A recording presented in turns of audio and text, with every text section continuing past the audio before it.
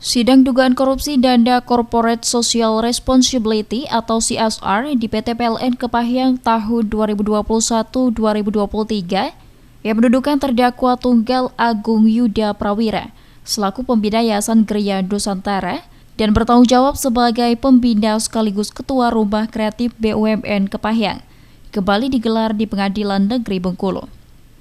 Pada sidang Rabu siang ini, Jaksa Penuntut Umum Kejari Kepahyang menghadirkan 4 saksi, yakni Benny Ardiansyah selaku pengurus rumah kopi, Surman dan Widianto Widodo selaku kelompok tani, dan Rido selaku Dirut CV Habib.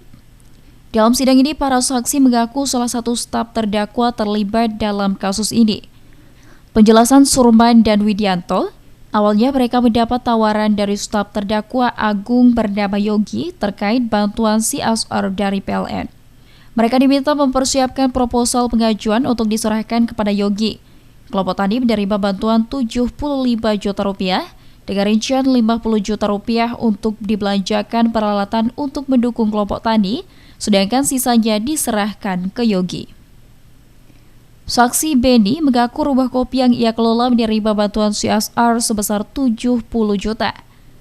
Dari jumlah tersebut sebesar 50 juta ditransfer ke Agung, sedangkan Benny mengaku hanya menerima 10 juta.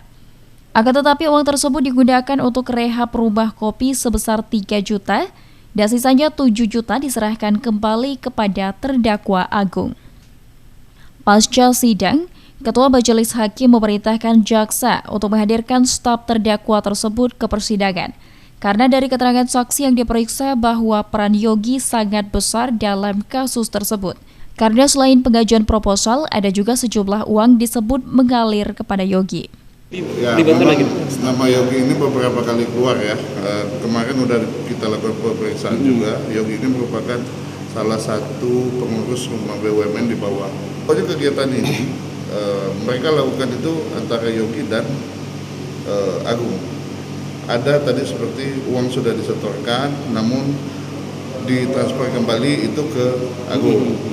Nah, Yogi minta lagi untuk si Yogi, kemudian minta diberikan uang cash sebesar 20 juta ya. 20 juta. Itu untuk masuk ke pribadi atau untuk kepentingan di pengelolaan lagi itu? Kepentingan pribadi. Rumah BUMN yang dikelola terdakwa mendapat bantuan dana CSR dari tahun 2021, 2022, dan 2023. Kerugian negara yang ditimbulkan dalam kasus tersebut lebih kurang 403 juta rupiah. Kerugian tersebut belum dikembalikan oleh terdakwa Agung yang ditetapkan sebagai tersangka Senin 12 September 2024 lalu dan langsung ditahan. Adrian M. Yusuf, RBTV melaporkan.